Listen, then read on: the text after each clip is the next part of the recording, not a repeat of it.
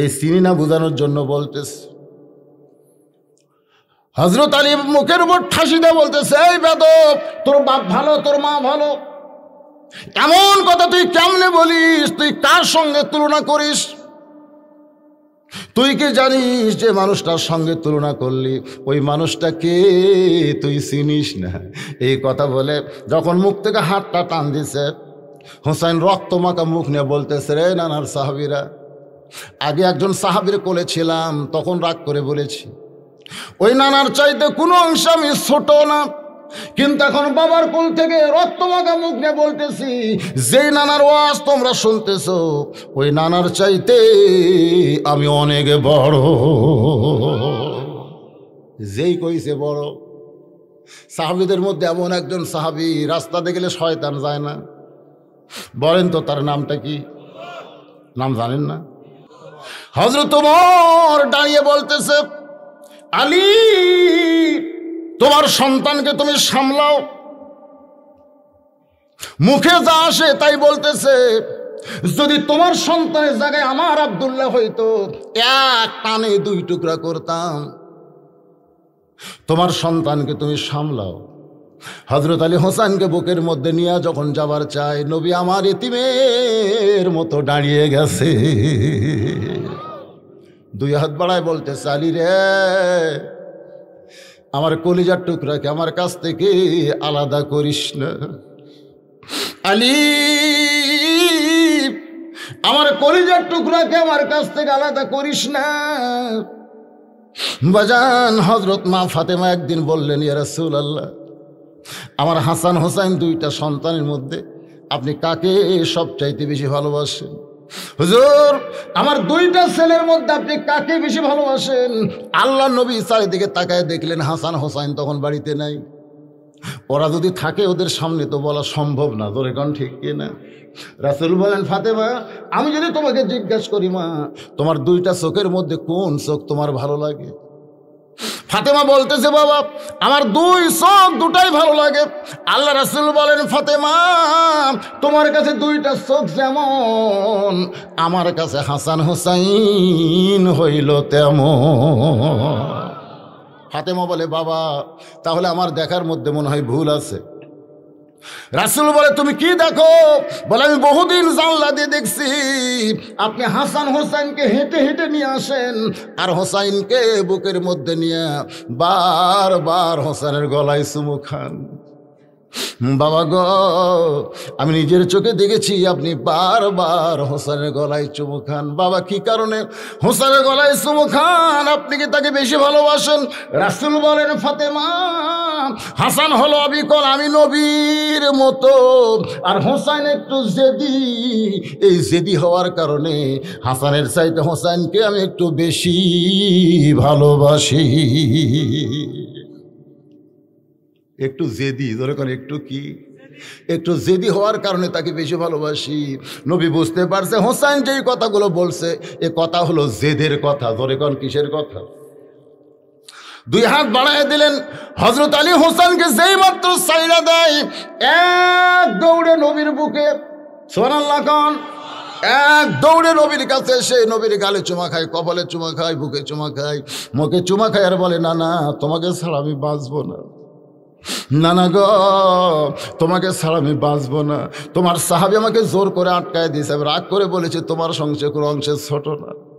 না না, এরপরে সাহাবীর কোল থেকে আমার বাবা কাইডা নিয়ে আমার মুখে এত জোরে ঠাসি মারছে, না না, দেখেন নিচের দাঁত উপরে লব কাইটা রক্ত বের হয়ে গেছে।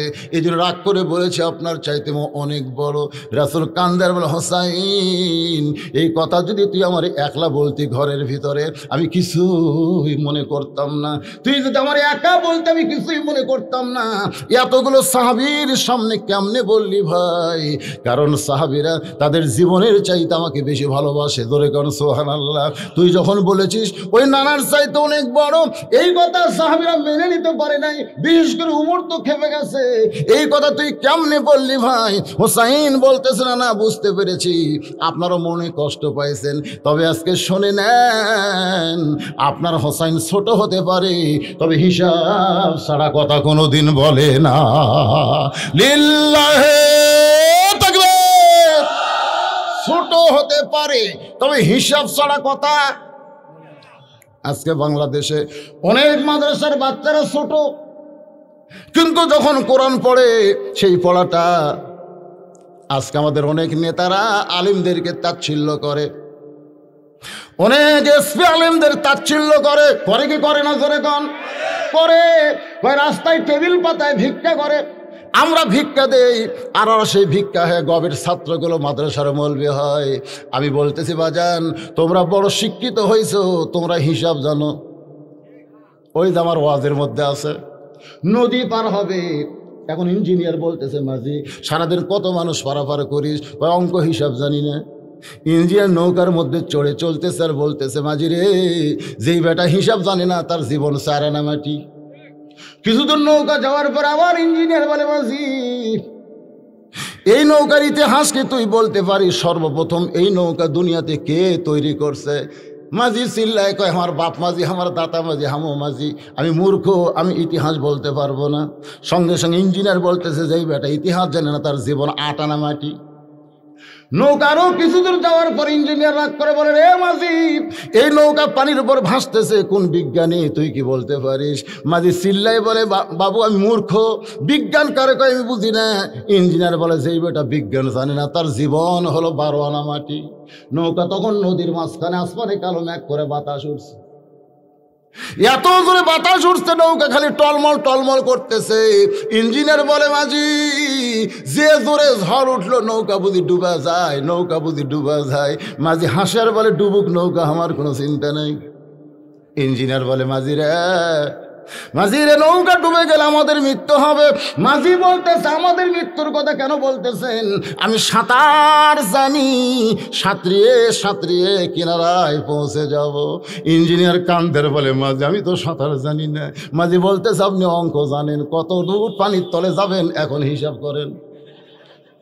আপনি বিজ্ঞান জানেন, কোন বিজ্ঞান আপনাকে পানির মধ্যে বেঁচে তুলবে? কোন ইতিহাসের মধ্যে আপনার নাম লেখা থাকবে? তাই বলবো, বাংলাদেশের যারা অঙ্ক বিজ্ঞান হিসাব জানেন, আলেমদের নিয়ে তাচ্ছিল্য করবেন না। আল্লাহর কোরআন হলো সাঁতার জানার শিক্ষা। জোরে কোন কথা ঠিক কিনা? খায়রুকুম মান তাআল্লামাল কুরআন ওয়া আল্লামা। বর্তমান প্রধানমন্ত্রী এই আলেমদের সম্মান বুঝে তাদের সঙ্গে যে ভালো ব্যবহার করতেছেন, আমি বলবো প্রধানমন্ত্রীর কোনো দোষ কোনো আলেম কোনো সময় ধরতে পারবে না, কিন্তু এর চামচাগুলার অত্যাচার বেশি হচ্ছে। জোরে কোন কথা ঠিক কিনা? আল্লাহর বান্দারা, একটু কথা পছন্দের কথা বললাম, একটু মনোযোগ দিয়ে শুনবেন। কোন জায়গায় আপনাদেরকে রাখছে মনে আছে?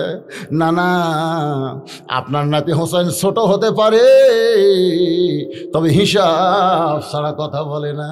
ওমর ফারুক চিল্লায় বলে, এ পুচকে, তোর আবার কিসের হিসাব? তুই ছোট্ট মানুষ, তুমি হিসাবের জানো কি? হোসেন বলতেছিল, না তোমার আমার মধ্যে কথা হয়, এই উমর মাথা মারে কেন? সোনাল্লাহ খান না কেন? রাসূল বলেছেন একটু জেদি বোঝেন না, তোমার আমার মধ্যে কথা হয়, এ মাথা মারে কেন? আল্লাহ রাসূল বললেন, এজলেস ইয়া ওমর, ওমর তুমি বসো। হযরত ওমর যখন বসে গেছে, আল্লাহ নবী বললেন, হিসাবের কথা একটু বলো তো ভাই। হোসাইন বলতেছে, 1 নম্বর হিসাব হলো তোমার বাবা আর আমার বাবা। বলো তো নানা, এই দুইজনের মধ্যে কার বাবা বড়? সমস্ত সাহাবীরা চমকে উঠছে, যত সাহাবী ছিল। কিরে, এটা কোন হিসাব? সুবহানাল্লাহ কবেন না? কোনোদিনও কেউ কল্পনা করতে পারে নাই যে নবীকে এই প্রশ্ন কেউ করবে। হুসাইন বলতেছে, ও নানা তুমি বলো, তোমার বাবা আর আমার বাবা, এই দুইজনের মধ্যে কার বাবা হিসাবে বড়? বয়সে বড় না, হিসাবে বড়। আল্লাহ নবী ছোট বাচ্চার মতন কাঁদতেছে। সাহাবীরা রে, আমার বাবা আব্দুল্লাহ জান্নাত পাবে কি পাবে না, এই গ্যারান্টি আমি নবী দিবার পারবো না। কিন্তু হোসেনের বাবা আলী শুধু জান্নাত পাবে না, এই দুনিয়াতে 10 জনকে আল্লাহ জান্নাতের গ্যারান্টি দিয়েছে, তার মধ্যে 4 নম্বরের নাম হলো হযরত আলী। আমার বাবা আব্দুল্লাহর চাইতে হোসেনের বাবা আল্লাহর কাছে হিসাবে কোটি কোটি গুণ বড়। হোসেন বলে, না না, আমার 2 নম্বর হিসাব হলো তোমার মা আর আমার মা। বলো তো না না, বলো এই 2 জনের মধ্যে কার মা হিসাবে বলো। নবীর চোখ দিয়ে দর দর করে পানি পড়তেছে। হোসেনের মা কে রে? হোসেনের মা কে? গভীর রাত্রে নবী ঘুম থেকে চেতন পায়। খাদিজাতুল কুবরা বলে, ইয়া রাসূলুল্লাহ, হুজুর ঘুম ধরে না, আমাকে একটু শান্তির গল্প শোনান। আল্লাহ রাসূল দেখতেছে খাদিজার বয়স 64 হয়ে গেছে, নবীর বয়স তখন 49 বছর। জোরে কোন কত বছর? খাদিজার বয়স তখন 64 বছর। গভীর রাত্রে চেতন পায়া বউটা বলতেছে, হুজুর আমার একটু খুশির খবর শোনান। আমাদের বউ যদি এরকম করে আমরা কি করবো? ঘর পাল্টামো। জোরে কোন ঠিক কিনা? তুই থাক বুড়ি। মা খাদিজা যতদিন নবীর ঘরে ছিলেন, নবী ততদিন দ্বিতীয় কোনো বিয়ে করেন নাই। রাসূল বললেন, খাদিজা খুশির যদি ওয়াজ শোনেন তাহলে আমি বলি, এই দুনিয়াতে 10 জন পুরুষকে আল্লাহ জান্নাতের সার্টিফিকেট দিয়েছে। খাদিজা বলে, হুজুর আমি আমার জন্য খবর শুনবার চাই, 10টা পুরুষকে জান্নাত দিল আল্লাহ, তাতে আমার লাভ কি?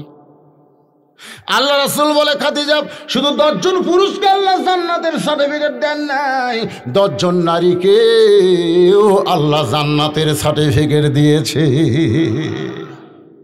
খাদিজা বলতেছে, হুজুর এই 10 জনের মধ্যে কি আমি আছি?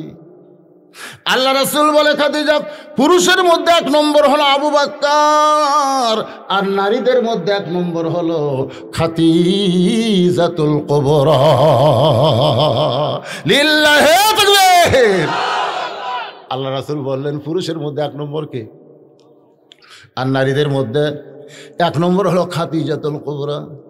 খাদিজা বললেন, ইয়া রাসূলুল্লাহ, পুরুষের মধ্যে 2 নম্বর যদি উমর হয়, তাহলে নারীদের মধ্যে 2 নম্বর কে?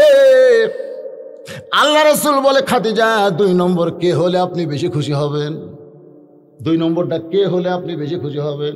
খাদিজা বলে, রাসূলুল্লাহ আমার মেয়ে ফাতেমাকে আল্লাহ যেন 2 নম্বর দেয়, আমার মেয়ে ফাতেমাকে আল্লাহ যেন 2 নম্বর দেয়। রাসূল বললেন, খাদিজা আপনার মেয়ে ফাতেমা জান্নাতি নয়, আপনার মেয়ে ফাতেমা জান্নাতি নয়। সঙ্গে সঙ্গে খাদিজা মুখ চেপে ধরে বলে, রাসূলুল্লাহ আমার মেয়ে ফাতেমা জান্নাতি নয়, তাহলে কি? রাসূল বললেন, জান্নাতি নারীদের নেত্রী। লিল্লাহি তাকবীর। যেই বলছে জান্নাতি নারীদের নেত্রী, খাদিজা বলতেছে, ইয়া রাসূলুল্লাহ আমার 1 নম্বর না দিয়ে এই জান্নাতি নারীদের নেত্রী করলে ভালো হতো। আল্লাহ রাসূল বলেন, ফাতেমা আপনার মেয়ে, এখানে অসুবিধা কি? খাদিজা বলতেছে, নারীদের একটা স্বভাব হলো কাউকে কোনোদিন উপরে দেখতে চায় না। নারীদের স্বভাব হলো সবার উপরে নিজে থাকবে, তারপর নিচে থাকবে। এখন ঠিক কিনা? এটা হলো নারীদের স্বভাব। নারীরা কোনোদিন নিচে থাকবার চায় না। ভাগ্য গুণে আমাদের বাংলাদেশের নারীরা উপরে আছে, কথা কয় না, ঠিক না? উপরে আছে না নাই? খালি দেশের প্রধানমন্ত্রী নারী তা কিন্তু না, প্রত্যেকটা বাড়িতে নারীরা 1 নম্বর। আমি দেখছি আমার বউ যখন আমার শ্বশুর আসে তখন 5 তরকারি ভাত দেয়, 5 তরকারি। আমার শ্বশুর খাবে না, তারপরে আমার বউ জোর করে খেলে, খান বাবা খান বাবা।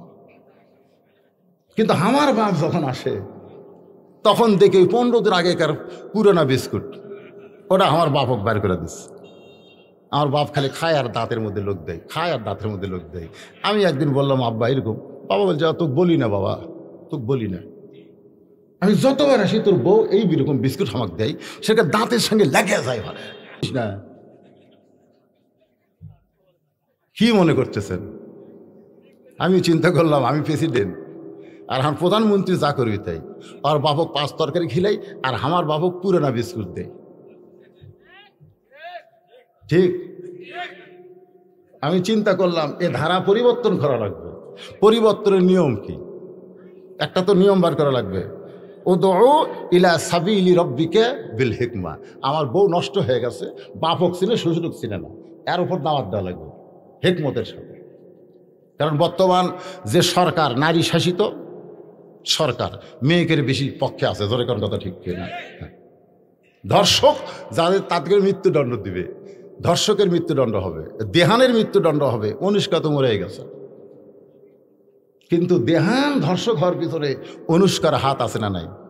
কথা কর না কেন মরদ মানুষ, কথা কর না কেন? আজকে আমাদের ছেলেরা খারাপ হওয়ার পিছনে নারীদের হাত আছে না নাই? জোরে কেন আছে না নাই? সরকারকে আমি বলবো ধর্ষকের মৃত্যুদণ্ড দিবেন, ঠিক আছে, কিন্তু ধর্ষণ বন্ধ করার জন্য নারীদের বেপর্দাও বন্ধ করা লাগবে। জোরে কোন কথা ঠিক না?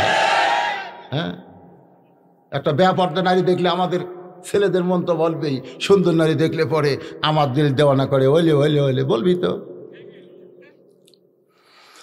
আল্লাহ এই জন্য বলেছেন অকরনা ফি বুয়ুতিকুন্না ওয়ালা তাবাররাজনা তাবাররুজাল জাহিলিয়াতিল উলা। আল্লাহু আকবার। আল্লাহর বান্দারা বিরক্ত হচ্ছেন? একটু মনোযোগ দিয়ে শোনেন, একটু মনোযোগ দেন। ও নানা, তোমার মা আর আমার মা, সেই মায়ের কথা বলতে গিয়ে নবীর মনে পড়েছে হোসেনের মা কে রে? হোসেনের মা কে? অনেকে আমরা জানি না, কিন্তু আজকে শোনেন, রাসূল বলেন খাদিজা আল্লাহর পক্ষ থেকে বন্টন হয়েছে। সুবহানাল্লাহ কর না কেন? আমি নবী সাগীদের, আমি কিন্তু দেওয়ার মালিক না। দেওয়ার মালিক কে? আল্লাহ আপনাকে 1 নম্বর জান্নাতি ডিগ্রি দিয়েছে, আর 1 নম্বর জান্নাতি নারীদের নেত্রী বানাইছে আপনার মেয়েকে। খাদিজা বলে রাসূলুল্লাহ, আমাকে বাদ দিয়ে আমার মেয়েকে কেন আল্লাহ খাতুনে জান্নাত বানালো? এর কারণ কি? রাসূল বললেন কারণ হলো 2টা। 1 নম্বর কারণ হলো খাদিজা, আপনি বলেন তো ঈমান গ্রহণ করেছেন কত বছরে? খাদিজা বললেন 55 বছর বয়সে ঈমান গ্রহণ করেছি। আল্লাহ রাসূল বলে খাদিজা ঈমান গ্রহণ করার আগে আপনি কি ছিলেন? খাদিজা বলে ঈমান গ্রহণ করার আগে আমি কাফের ছিলাম। আল্লাহ নবী বলেন হায়াতের জিন্দেগির 55 বছর আপনি কুফুরে হালে কাটাইছেন, আর আপনি বলেন তো আপনার মেয়ে ফাতেমা কত বছর কুফুরে হালে কাটাইছে? খাদিজা বলতেছে জান্নাতি জান্নাতি, আমার ফাতেমা জান্নাতি হয়ে জন্ম নিয়েছে। রাসূল বলে খাদিজা 2 নম্বর কথা হলো আপনার নাকের সাইজ, মুখের সাইজ, চোখের সাইজ, গায়ের রং, এটা দুনিয়ার কত পুরুষ বলতে পারে? আপনি কি হিসাব দিবার পারবেন? আপনার নাকটা কেমন, মুখটা কেমন, গায়ের রংটা কেমন, আপনি কেমন দেখতে, কয় ফুট লম্বা, এটা কি দুনিয়ার মানুষ বলতে পারে? খাদিজা বলে ইয়া রাসূলুল্লাহ 40 বছর বয়সে যখন আপনাকে আমি স্বামী হিসাবে স্বীকার করলাম, হুজুর ওই সময় মক্কার সবচাইতে ধনবতী রমণী ছিলাম। এই ধনবতী রমণী হওয়ার পিছনে কারণ হলো আমার অনেকগুলো ব্যবসা প্রতিষ্ঠান ছিল। এই ব্যবসা প্রতিষ্ঠান চালাইতে গিয়ে হাজার হাজার পুরুষের সঙ্গে আমার লেনদেন হয়েছে। আমার নাকের সাইজ কেমন অনেক পুরুষ দেখেছে, আমার মুখের সাইজ, আমার গায়ের রং দুনিয়ার বহু পুরুষ বলতে পারবে। রাসূল বলেন খাদিজা তাহলে দুনিয়ার হাজার হাজার পুরুষ মানুষ আমার নাকে, আপনার নাকের সাইজ, মুখের সাইজ, গায়ের রং বলতে পারবে। এখন বলেন তো আপনার পেটের মেয়ে ফাতেমাকে দুনিয়ার কত পুরুষ দেখেছে? ফাতেমার নাকের সাইজ, মুখের সাইজ, ফাতেমার গায়ের রং কেমন, এটা দুনিয়ার কত পুরুষ বলতে পারে? খাদিজা কান্দের বলে নবীজি আমার ফাতেমা জন্মসূত্রে পর্দা নিয়েই জন্মগ্রহণ করেছে। কিন্তু জন্মসূত্রে পর্দা নয়, নবীর মেয়ে ফাতেমা পর্দা নিয়েই দুনিয়া থেকে বিদায় হয়েছে। এখনো ফাতেমার কবর কোন জায়গায়? আমার আল্লাহ তাআলা সেই কবরটাও পর্দার ভিতরে রাইখা দিয়েছে। রাসূল কান্দের বলে হোসাইন আমার মা আমেনা জান্নাত পাবে কি পাবে না এই গ্যারান্টি আমি নবী দিবার পারবো না, কিন্তু তোমার মা ফাতেমা শুধু জান্নাত পাবে না, জান্নাতি নারীদের নেত্রী হবে। আমার মা আমিনার চাইতে হোসেনের মা ফাতেমা আল্লাহর কাছে কোটি কোটি গুণ বড়। হোসেন বলে না না, তাহলে মায়ের দিক দাও তো আমি বড় হলাম। এবার বলো নানা, আমার 3 নম্বর হিসাব হলো তোমার নানা আর আমার নানা, এই 2 জনের মধ্যে কার নানা বড়? যেই কইছে নবীরে কিছু বলার আগে ওমর ফারুক ওই যে রাসূল বসাইছে এজলেস বসো, সেই হযরত ওমর কিন্তু আর বসে নাই। এক দৌড়ে সে হোসেনকে কোলের মধ্যে নিয়ে ডাক দেয় বলে আলী আমি মূর্খ বলে বুঝি নাই, কিন্তু তুই তোর মূর্খ না, এই সোনার মুখে এত জোরে ঠাসি মারছিস কেন? দাঁত দিয়া লব কেটে গেছে। হোসেনের কপালে চুমু খায়, মুখে চুমু খায়। ওমর কান্দের বলে, হোসাইন, তোমার নানার নানা ওয়াহাব জুহুরকে দুনিয়ার কেউ চিনে না, কেউ চিনে না। আর তোমার নানাকে শুধু দুনিয়ার মানুষ না রে, আমার আল্লাহ করেছেন ঘোষণা, ওয়া ইন্নাকা লাআলা খুলুকিন আযীম। হোসেন বলে, না না, এখন তুমি তোমার সাহাবীদের বলো, বাপের দিক দিয়ে যদি আমি বড় হই, মায়ের দিক দিয়ে যদি আমি বড় হই, নানার দিক দিয়ে যদি আমি বড় হই, তুমি কোন দিক দিয়ে আমার চাইতে বড় হইছ? রাসূল হোসেনকে কোলের মধ্যে নিয়ে বলে, সাহাবীরা রে, এ হোসেন আমার চাইতে অনেক বড়।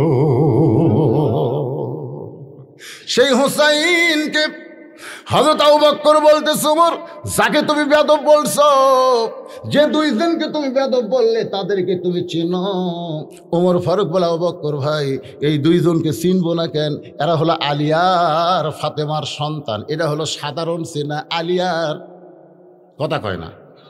হযরত উমর কিন্তু বলতে পারতেন এই দুইটা আলীর সন্তান, এই দুইটা আলীর সন্তান বললেই হতো, কিন্তু শুধু আলী না বলে ফাতেমা যোগ দিলেন কেন? এই বর্তমান সরকার যিনি ক্ষমতায় আছে, তার আগের যত সরকার ছিল, এই সরকারগুলো খালি বাপের গুরুত্ব দিয়েছে, মায়ের গুরুত্ব দেয়নি। আমি 91 সালে বিয়ে করছি। 91 সালে আমার বিয়ের সময় যখন রেজিস্ট্রি হচ্ছে, তখন কাজী সাহেব বলতেছে, আপনার বাপের নাম কি? আমি বাপের নাম লিখলাম, আমার বিয়ে হয়ে গেল। কিন্তু আমার জামাই যখন 2014 সালে আমার মেয়েকে বিয়ে করতেছে, তখন কাজী সাহেব বলতেছে, আপনার বাপের নাম কি, মায়ের নাম কি? আমি চিন্তা করলাম, কে রে, আমার বিয়া খালি বাপ দেওয়া হলো, আর জামাইয়ের বিয়া বাপও লাগে, মাও লাগে, ব্যাপার কি? চিন্তা করে দেখেন, এর আগে এই বর্তমান সরকার, আগের সরকার খালি বাপ দিয়া কাম সারছে, তোর এখন কথা ঠিক না, কিন্তু বর্তমান সরকার খালি বাপ দিয়া কাম সারেনি। কি বলবো প্রসবের কথা, মা বিনে সেই ব্যথা কেউ তো বুঝিবে না। একটা গান গাচ্ছি, কি খারাপ লাগতেছে? এটা তো কোরআন শরীফে আছে। কি বলবো প্রসবের কথা, মা বিনে সেই ব্যথা কেউ তো বুঝিবে না। মাজন ঠেকিয়া সন্তানের দায়, অকালে মা মারা যায়। ঠেকিয়া সন্তানের দায়, অকালে মা মারা যায়। কেন সে মায়ের ভক্তি করো না? এমন দরদি ভাবে কেউ হবে না আমার মা, মা গো। খালি সুবহানাল্লাহ করলে হবে না। মা যাদের জীবিত আছে, মা যাদের জীবিত আছে, বাবা যাদের জীবিত আছে, আল্লাহ কুরআন কারীমের মধ্যে বললেন, ওয়াকাযা রাব্বুকা আল্লাহ তা'বুদু ইল্লা ইয়্যাহু ওয়া বিল ওয়ালিদাইনি ইহসানান। রে আল্লাহর বান্দারা, ভাই আমার সামনে যারা বসে আছেন সবাই আল্লাহর বান্দা না? আমাদের জন্য আল্লাহ কি ঘোষণা করলেন? আল্লাহর ইবাদতের পরে, আল্লাহর ইবাদতের মধ্যে কাউকে ঢোকানো যাবে, কিন্তু ইবাদতের পরে ইল্লা ইয়্যাহু ওয়া বিল ওয়ালিদাইনি ইহসানান, তোমাদের বাপ মার প্রতি ইহসান করো, দয়া করো, ভক্তি করো। আজকে একটু খেয়াল করেন, আমি আর বইয়ের কথা বলতেছিলাম, ভুলে গেছেন নাকি? ওর বাপক দেয় কি? না না, ওর বাপক 5-6 প্রকার তরকারি, আর আমার বাপক পুরানা বিস্কুট, লেজটা যায়। আমি চিন্তা করলাম, কি করি?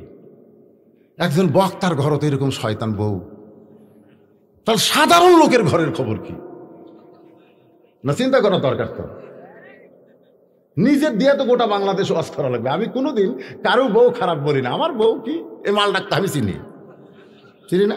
আবার আমি কি, এটা আমার বউ চিনে। হ্যাঁ, কারণ আমি আপনাকে এখানে ঘন্টার পর ঘন্টা ওয়াজ করব। যখন আমি ওয়াজে উঠছি তখন 9:45, এখন বাজতেছে, দেখেন ঘড়ির দিকে তাকায় দেখেন 11:30 পার হয়ে গেছে, আরও ওয়াজ করতেছি। অসুবিধা আছে? কিন্তু আমার বইয়ের কাছে খালি 5টা মিনিট আমি যেগুলো ওয়াজ করি, আজারের ওয়াজ ভালো, তারেক মনারের ওয়াজ ভালো, এর ওয়াজ ভালো, আমারটা কোনদিন আমার বউ আমার ওয়াজ আমি শোনা দেখিনি, অন্য এক বক্তার ওয়াজ শুনতে চায়। আমি কই কে রে, কি কন? আমি কইলাম কি খবর? দুনিয়ার লক্ষ লক্ষ মানুষ আমাকে হুজুর কয়, আর তুমি? জনগণ আপনাকে চিনে না তাই হুজুর কয়, কিন্তু আমি জানি হুজুর হয় এত সহজ নয়। আসলে বইয়ের কাছে কি সমস্যা আছে না নাই? এখন আমি চিন্তা করলাম কি করা যায়। উদউ ইলা সাবিলি রাব্বিকা বিল হিকমাহ। আমি আস্তে করে ঘরের মধ্যে গিয়ে দরজা খুলে বসে থাকলাম। আব্বা কিন্তু বিস্কুট খাচ্ছে। আমি আর বউকে মুচকি হাসিতে বললাম, ডাকতেছে, হাসতেছে আর ডাকতে। বউ মনে করছে হয়তো খুশির কোনো খবর দিবে। ঘরের মধ্যে ঢুকতি আমি দরজা বন্ধ করে দিলাম। আমার বাপ বুঝবার পারছে, বুঝলো বউকে ঘরে নিয়ে দরজা বন্ধ করলেন কেন? আমি বললাম, বাবা একটু আমল করতে হবে, বাবা নেক আমল করা লাগবে।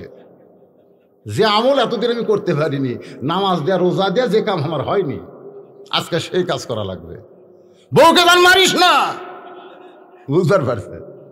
আমি আস্তে করে টুটি এরকম ধরলাম, এতে গুটি আছে এটি, এটাকে ধরে বললাম, তোর বাপ আসলে 5 তরকারি আর আমার বাপকে পুরোনা বিস্কুট। এই তোর বাপ আসলে 5 তরকারি, আমার বাপকে পুরোনা বিস্কুট দিস কেন? তুই কি মনে করছিস তোকে ছাড়া দিলে বউ পাওয়া যাবে না? আমার যে বর্তমান পরিস্থিতি আছে, খালি বিয়ের কথা কলে কত মেয়ে মানুষ লাইন ধরবি। তুই মরে গেলে বউ পাওয়া যাবে, কিন্তু আমার বাবা যদি মরে, মা যদি মরে, কিয়ামত পর্যন্ত কানলেও তাদের আর আমি পাবো না। এমন ভয় খাওয়া খাইছে, চোখের পানি বের করে কয়, তোমার বাবু দা আমার বাবু তাই, তোমার বাবু দা আমার বাবু তাই। আমি আর কিছুই কইলাম না, দরজা খুলে দিলাম। আমার আব্বা এর পরে 10-15 বছর জীবিত ছিল। আমার আব্বা আমারে কইছে, বাজার ঘরের মধ্যে দরজা বন্ধ করে যে কি আমল করছিস, এই আমলের পরে তোর বউ যেন আমার বৌমা হয়ে গেছে। আমি যুবকদের জন্য বলবো, আল্লাহর ইবাদতের পরেই 2 নম্বর হলো বাপ মার প্রতি ইহসান করো, দয়া করো, ভক্তি করো। তুমি যতই নামাজ পড়ো, হজ করো, যাকাত দাও, তোমার বাপ মা যদি তোমার প্রতি অসন্তুষ্ট থাকে, তুমি কোনোদিন জান্নাত পাবা না। জান্নাত যদি পাবার চাও, বাপ মাকে খুশি করার দরকার আছে না নাই? আরো জোরে বলেন, আছে না নাই? যদি বাপ মা মারা যায়, তাহলে আপনি কি করবেন? বাপ মার কবরের পাশে প্রতিদিন যাওয়ার না পারলেও অন্তত সপ্তাহে জুমার দিন ফজরের নামাজ পড়ে বাপ মার কবরের পাশে গিয়ে বলবেন, রব্বির হামহুমা কামা রব্বায়ানি সগীরা, আসসালামু আলাইকুম ইয়া আহলাল কবর দোয়া করে বাবার কবর জিয়ারত করবেন। বাজান গো, সেই কথা বলতেছিলাম, ওমর ফারুক বলতেছে, আবু বকর, এই 2টা হলো আলী আর ফাতেমার সন্তান। এখানে 2 জনের নাম নেওয়ার কারণ হলো, সন্তান শুধু বাপের পরিচয় হলে হবে না, সন্তানকে পরিচয় দিতে গেলে মা লাগবে। এই কথা বর্তমান সরকার বুঝেছে, জোরে কোন ঠিক কিনা? এর আগের জেলা সরকার ছিল, এরা খালি বাপের দাম দিছে, মায়ের দাম দেয় নাই। কিন্তু বর্তমান সরকার এই দিক দিয়ে কি ভালো, জোরে কোন এই দিক দিয়ে সরকারের বহু ভালো গোড় আছে। যখন ভারত, চীন রোহিঙ্গা মুসলমানকে জায়গা দেয় নাই, তখন বর্তমান সরকার তাদের জন্য বাংলাদেশের দরজা খুলে দিছে। আমাদের প্রধানমন্ত্রী বলেছে, দরকার হলে 3 সন্ধ্যার জায়গায় 2 সন্ধ্যা খাবো। ঠিক বলেনি? তাও রোহিঙ্গা মুসলমান আমাদের ভাই, ওদেরকে আমরা এই মুহূর্তে তাড়াই দিতে পারি না। আমাদের প্রধানমন্ত্রী যে কওমি মাদ্রাসাকে মানুষ চিনতই না, সেই মাদ্রাসাকে স্বীকৃতি দিচ্ছে, ধরে কোন কথা ঠিক কিনা? আমাদের প্রধানমন্ত্রী করোনাকালীন ভাইরাসকে এত গুরুত্ব দিছে, আমেরিকার মতন দেশে মানুষ খালি টস করে পড়ে আর মরে, আর আমাদের বাংলাদেশে আজকে 16টা মরিছে। তার মানে করোনা ভাইরাসে আমাদের বাংলার মানুষ মরা বন্ধ হইয়া যাচ্ছে। পদ্মা সেতু নির্মাণ করছে, করে নাই? তারপরে দেখেন, বগুড়া থেকে সিরাজগঞ্জ, সিরাজগঞ্জ থেকে ঢাকা 4 লাইন রাস্তা হচ্ছে। আগে আমরা গ্রামগঞ্জে কারেন্ট পাইতাম না, প্রতি গ্রামে কারেন্ট ঢুকেছে, রাস্তাঘাট সব হয়ে গেল। আমাদের প্রধানমন্ত্রীর ভালো কাজ আছে না নাই? করে করা আছে না নাই? ভালো কাজের স্বীকৃতি দিতে হবে। আমাদের প্রধানমন্ত্রীর কাছে আমাদের অনুরোধ, কারণ তিনি পরেশগার বান্দি, তার নামটা কিন্তু কোরআন শরীফের মধ্যেও রয়েছে, রব্বানা আতিনা ফিদ দুনিয়া হাসিনাতাও ওয়া ফিল আখিরাতি হাসানা। হাসানাতাও ওয়া ফিল আখিরাতি, তাহলে জবরের জায়গায় জেদ দিলিতে হাসিনা। হাসতেছেন কেন? সুন্দর নাম। ওনার বাবা তো কি শেখ মুজিবুর, কি ওনার দাদার নাম শেখ লুৎফর রহমান, ওনার আমাদের প্রধানমন্ত্রীর মায়ের নাম হলো ফজিলাতুন। কিন্তু এই যে এত সবগুলাই ভালো, আমার প্রধানমন্ত্রীকে বাংলার কোনো মানুষ খারাপ বলবে না, কারণ তার চাল চরিত্র আচার আচরণ নামাজ কোরআন পড়া সব দিক দিয়ে ভালো। আমাদের প্রধানমন্ত্রীর কাছে একটা অনুরোধ আমরা করব, অনুরোধটা হলো গান বাজনা বন্ধ করে দেন, গান বাজনা বন্ধ করে দেন, যাত্রা জুয়া বন্ধ করে দেন। বাংলাদেশে করোনা ভাইরাস কমার একটাই মাত্র কারণ হলো হাজার হাজার লক্ষ লক্ষ মসজিদে আজান হয়, নামাজ হয়, কোরআনের মাহফিল হয়, আল্লাহ রহমত বরকতের দরজা খুলে দিছে, এই জন্যই কিন্তু করোনা কমে গেছে। জোরে কোন কথা ঠিক কিনা? অনুমতি নেওয়া লাগবে কেন? এটা রহমানি জলসা, এখানে মানুষ আসবে, বেদিবারম থেকে ভালো হয়ে যাবে। কি এক সর্বনাশা কথা যে কোরআনে মাহফিল করতে অনুমতি লাগবে কেন? এটি করোনা আসবে, এ কথা কর না কেন? রহমতের মধ্যে গজব কোনোদিন ঢোকে? কোনোদিনও ঢোকে না। এই যে কতগুলো ব্যাখ্যা করে কয় প্রধানমন্ত্রী, সেটা শুনে আর আপনারা বলেন ভাই, এই যে আপনি এই পর্যন্ত আমি সরকার বিরোধী কোনো কথা করছি না, তাহলে বজলুল শীত আসা যাবে না, তার মানে কি কন? আজকের ওয়াজ খালি কি চিনো, তেল তেলা নয় রে, চিনা চিনা চিনো। এই সিনেমা কি বোঝানোর জন্যই বলতেছি, বর্তমান সরকার বা আপনার দুই ধরনের গুরুত্ব দিছে। উমর ফারুক 1400 বছর আগে বললেন আমি চিনবো না কেন, এই দুইটা হলো আলী আর ফাতেমার সন্তান। এখান থেকে আমরা কি বুঝলাম? শুধু বাপের পরিচয় দিলে হবে না, পরিচয় মায়েরও দেওয়া লাগবে। ধরে কোন ঠিক কিনা? আমার মায়েরা কিন্তু খুশি হচ্ছে। হয়তো আবু বকর ওমর শুধু আলী ফাতেমার সন্তান বললে হবে না, এদের আরো পরিচয় আছে, আরো পরিচয় আছে। উমর ফারুক বলল আবু বকর, এই দুইটার অন্য কোনো পরিচয় তো আমি জানি না। আপনারা কি জানেন? প্রতিদিন জুমার দিনে সানি খুতবায়, প্রতিদিন জুমার দিনে সানি খুতবায় ইমাম সাহেব আপনাদের শুনাইছে, মনে হয় এলাকায় শোনাই কিনা? সাইদুস শাবাবে আহলেল জান্নাহ হাসান হুসাইন রাদিয়াল্লাহু তাআলা আনহুমা। জান্নাতি যুবকদের সর্দার কয়জন? ধরে কোন কয়জন? যুবকদের সর্দার হলো হাসান আর হুসাইন। এখন আপনারা বলেন, যুবকদের সর্দার যদি হাসান হুসাইন হয়, তাহলে বুড়াকের সর্দারকে?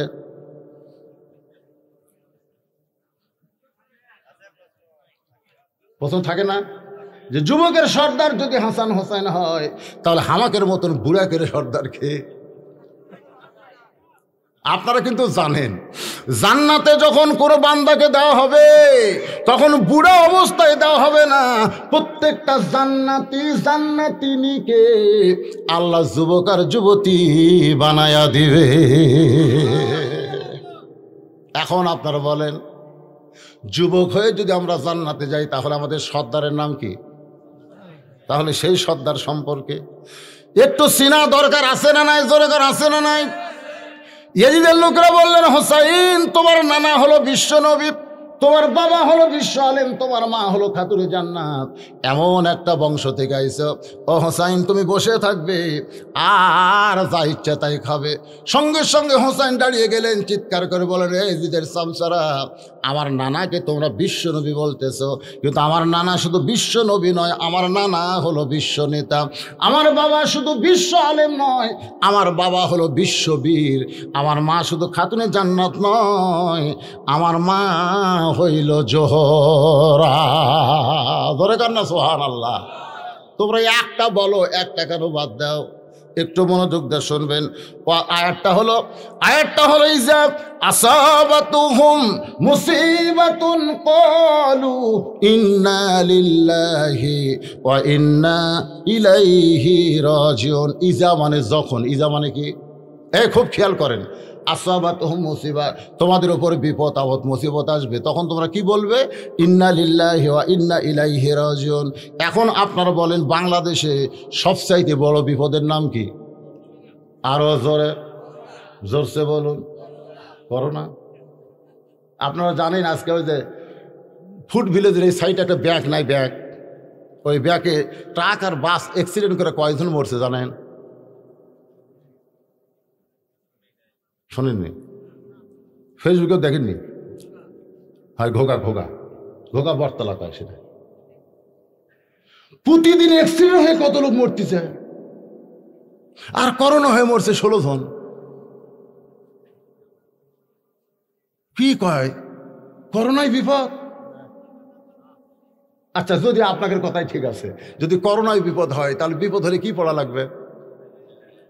আপনারা পড়ছেন? সরকার কোনোদিন কইছে যে করোনা একটা মহাবিপদ, এই বিপদ যদি দূর করবার চাও ইন্না লিল্লাহ বেশি বেশি আমল করো, এ কথা কইছে? কিন্তু আল্লাহ যে কইল কলু, তখন তোমরা বলবে ইন্না লিল্লাহি ওয়া ইন্না ইলাইহি রাজিউন। আমাদের সরকার কি বলতেছে? মুখে মাস্ক পরো, মুখে মাস্ক পরো, হাত ধো। এ আল্লাহর বান্দারা শোনেন, আমি সরকার বিরোধী কোনো কথা বলতেছি না। এই করোনা থেকে যদি আমরা বাঁচতে চাই, আর একটা দোয়া মুখের মধ্যে রাখবেন, সে দোয়াটা হলো আল্লাহুম্মা ইন্নী আউযু বিকা মিনাল বারাস ওয়াল জুনুন ওয়াল জুজাম ওয়া মিন সাইয়িল আসকাম। এই দুইটা দোয়া আর যদি মুখে থাকে, ওই মুখে কোনোদিন মাস্ক পরা লাগবে না। ইন্না লিল্লাহি ওয়া ইন্না ইলাইহি রাজিউন। আমি কিন্তু প্রথমে আপনাদের বলেছি, কোন বনেরই পাখি তুমি, মনে আছে নাকি? প্রথমে ওয়াজের শুরুটা হলো কোন বনেরই পাখি তুমি, আইলারে কোন বনে, আবার কোন বহনেতে যাইতে হবে, পড়ছে তোমার মনে। খালি এইটুকু মনে রাখবেন, কোথা থেকে আসলাম, কোথায় আছি, আবার আমরা কোথায় যাব। ওই যে এন্ড্রকিশোর বলেছে, এন্ড্রকিশোর বলেছে, চলতে পথে 2 দিন থামিলাম। কয়দিন? জোরে কোন কয়দিন? এই যাওয়া আসার মধ্যে মাত্র 2 দিন আমরা রয়েছি। যাবার কালে একজন আরো দেখা না পাইলাম, ও আমার সাদের মালা যায় রে ছিঁড়ে, রইব না আর বেশি দিন তোদের মাজারে। আবু বকর বলে, ওমর শুধু হাসান হুসাইন আলী ফাতেমার সন্তান বললে হবে না, এদের আরো পরিচয় আছে। ওমর ফারুক বলে, আবু বকর এদের আর কি পরিচয় আমি তো জানি না, আমি তো জানি না। আবু বকর বলে, ওমর তাহলে শোনো, একটু মনোযোগ দিয়ে শোনেন, তাহলে শোনো, তুমি যে আজকে ওমর বড় বড় ফতোয়া মারতেছো, তুমি ঈমান গ্রহণ করছো কত বছর বয়সে? তুমি যে বড় বড় ফতোয়া মারতেছো, তুমি ঈমান গ্রহণ করেছো কত বছর? ওমর ফারুক বললেন 27 বছর। আবু বকর বললেন, আমি যখন ঈমান গ্রহণ করেছি তখন আমার বয়স হলো 35 বছর। বলো তো ওমর, ঈমান গ্রহণ করার আগে আমরা 2 জন কি ছিলাম? ওমর ফারুক বলে, আমরা কাফের ছিলাম। তাহলে চিন্তা করো ওমর, তুমি 23 বছর, তুমি 27 বছর কুবুরে হালে কাটাইছো, আর আবু বকর 35 বছর কুবুরে হালে কাটাইছি। আর যে 2টা সন্তানকে তুমি বেয়াদব বলতেছো, এরা জন্মসূত্রে জান্নাতি হয়ে জন্মেছে। লিল্লাহে তাকবীর।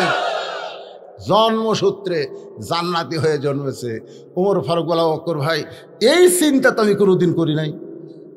আজকে আপনারা যারা কোরআনের মাহফিলে বসে আছেন, আপনার কি এই চিন্তা কোনোদিন করছেন যে আমরা জন্মসূত্রে মুসলমান হয়ে জন্মেছি?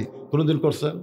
খালি একটা চিন্তা যদি করেন যে আল্লাহ হিন্দুর ঘরে, বৌদ্ধর ঘরে, খ্রিস্টানদের ঘরে না পাঠায়া রুহের জগতে আমাদের রুহকে পছন্দ করে মুসলমানের ঘরে প্রেরণ করেছে, খালি একটা চিন্তা করলে একটা ওয়াক্ত নামাজ কোনোদিন আপনারা বাদ দিবার পারবেন না। খালি একটা চিন্তা, যে জন্মের সময় আল্লাহ আমাকে কত দয়া করছে রে, কত দয়া করছে। শোনেন, হিন্দুর ঘরে থেকে মুসলমানের ঘরে আসা কঠিন আছে। আর আমরা মুসলমানের ঘরে জন্ম নিয়ে আল্লাহ বলেছেন লা তামুতুন্না ইল্লা ওয়া আনতুম মুসলিমুন, মরিও না যতক্ষণ মুসলমান না হবে। তার মানে বোঝা গেল আমরা অনেকে মুসলমানের ঘরে জন্ম নিয়েও বেঈমান হচ্ছে। কথা ঠিক? আজকে এখানে ওয়াজ হচ্ছে, মাগরিব এশার নামাজ কারা কারা পড়ছেন হাত তোলেন, এ কথা আমি বলবো না। না, মাগরিব এশার নামাজ কারা কারা পড়ছেন হাত তোলেন, এ কথা আমি বলবো না। কিন্তু কারা কারা ফজর পড়বেন না তারা একটু হাত তুলে দেখান, হুজুর আপনি যতই ওয়াজ করেন আমরা ফজরের নামাজ পড়বো না। আসেন আসেন, এই যুবকেরা এই মাহফিল কে করতেছে? যুবক না মুরব্বীরা? যুবকেরা মাহফিল যারা করতেছে ওরা কোথায়? যুবকেরা আসেন বাবা, যুবকেরা আসেন, এদিকে আসেন। আজকে অনেক যুবকেরা কোরআনের মাহফিল করে অথচ নামাজই পড়ে না। আগামীকাল গল্প করবে আমাকে মাহফিল কেমন হলো,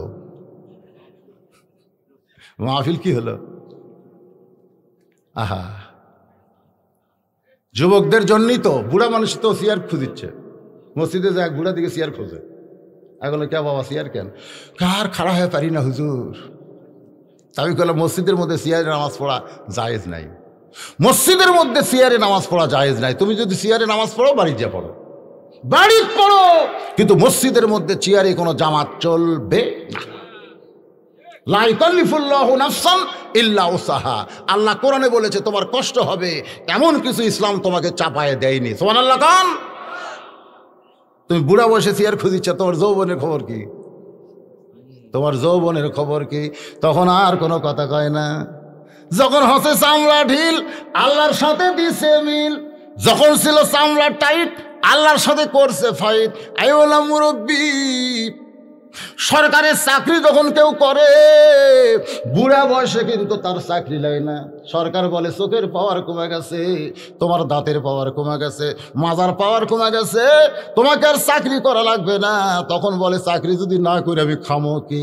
সরকার বলে যৌবন আমারে দেওয়ার কারণে বুড়াকালে তোরে পেনশন দিয়া দিলাম, খালি বসে বসে খাবি।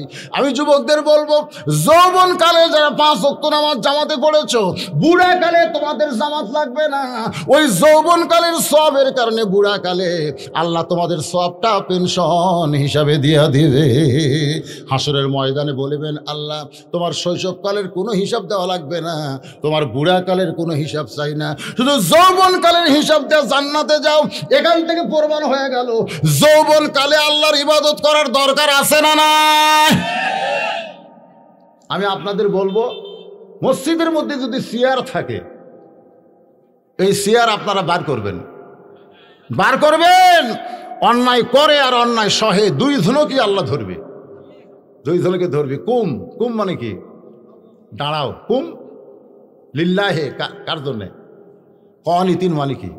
আনুগত্য নিয়ে দাঁড়াও। নামাজ পড়া যেরকম ফরজ নামাজে দাঁড়ানো, এই নামাজের ফরজ কয়টা জানেন না? নামাজ পড়াও যেরকম ফরজ নামাজে দাঁড়ানো, আর কাতার সোজা করা কি ওয়াজিব। জামাতে নামাজ পড়া কি সুন্নতে মুআক্কাদা। ধরেন কারিবুল ওয়াজিব, তাই না? কারিবুল ওয়াজিব। তো তাহলে কি জামাত সোজা করা কি ওয়াজিব? কাতার সোজা করে বোঝেন না? ওয়াজিব। আর জামাত ধরা হলো, জামাত করা হলো, এটা সুন্নত এ মুআক্কাদা কারিবুল ওয়াজিব। এখন চিন্তা করেন, যদি চেয়ারে বসে আছেন আপনি কাতার সোজা কি দিয়ে করেন? আপনারা পায়ের গোড়ালির সঙ্গে গোড়ালি মিল করা লাগবে।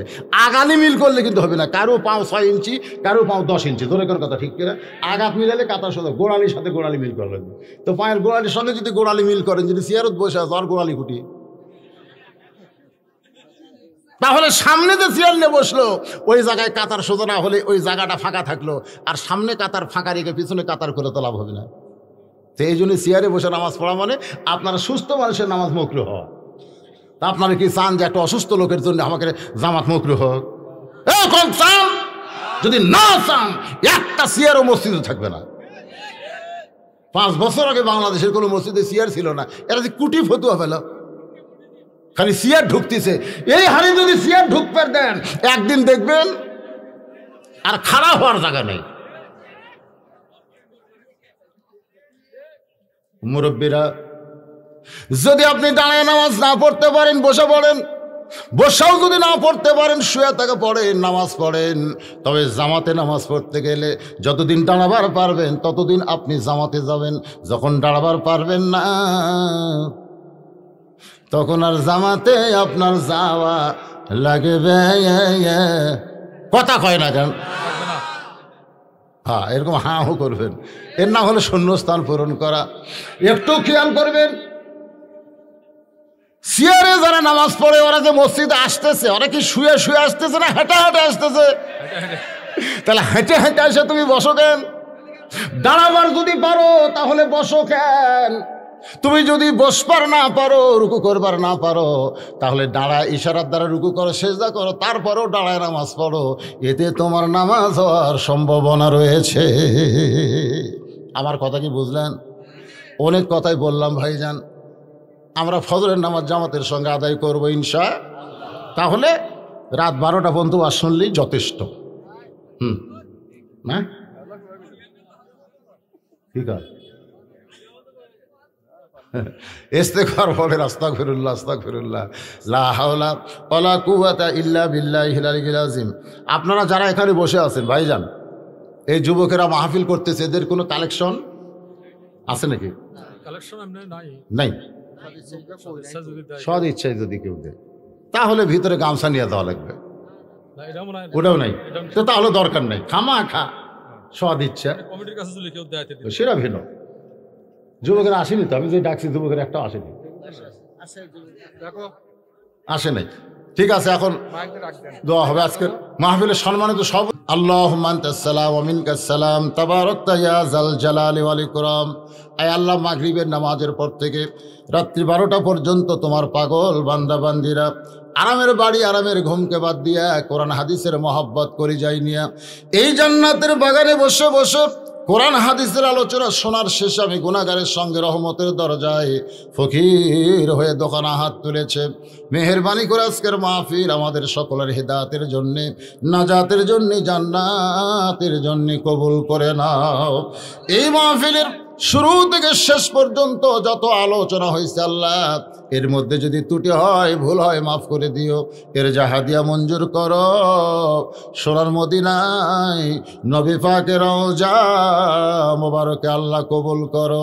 তামাম আম্বিয়ায়ে কিরাম, আসহাবে কিরাম, তাবিঈন কিরাম, তামাম পৃথিবীর মাটির নিচে যত মুমিন মুমিনা আছে আল্লাহ, সকলের আরওয়াহ পরে হাদিয়া কবুল করো।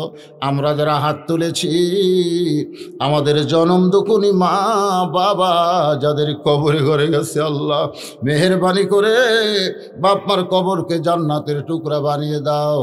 রব্বির হামহুমা কামা রব্বায়ানি সগীরা, রব্বির হামহুমা কামা রব্বায়ানি সগীরা। আল্লাহ, যেই যুবকেরা কষ্ট করে মেহনত করে হাজার হাজার টাকা খরচ করে জান্নাতের বাগান লাগাইছে, এই সকল যুবকদেরকে 5 ওয়াক্ত নামাজি কবুল করো আল্লাহ। এই যুবকদের সকলকে এবার ইসলামের জন্য কবুল করো।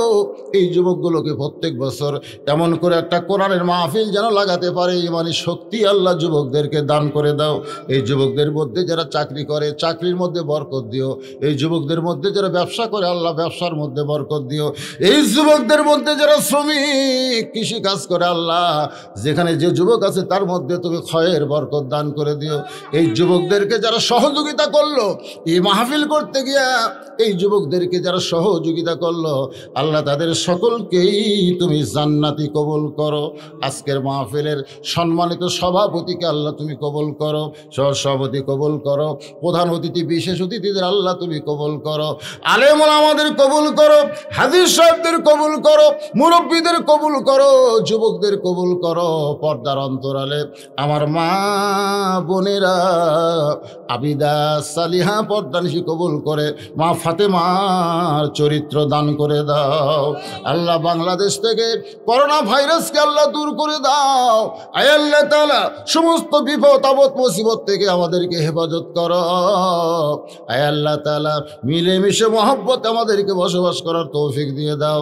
ও মাবুদ মাওলা, যেই কোরআনের ওয়াজ শুনলাম আল্লাহ, সেই কোরআনকে চিনতে পেরে কোরআন মোতাবেক যেন চলতে পারি, এমন সমাজ গঠন করার তৌফিক আল্লাহ আমাদেরকে দান করে দাও।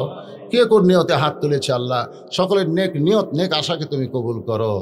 যেদিন আমাদের মৃত্যু হবে, দিনটা যেন জুমার দিন হয়, মাসটা যেন রমজান মাস হয়, ইমানের সাথে, ইজ্জতের সাথে।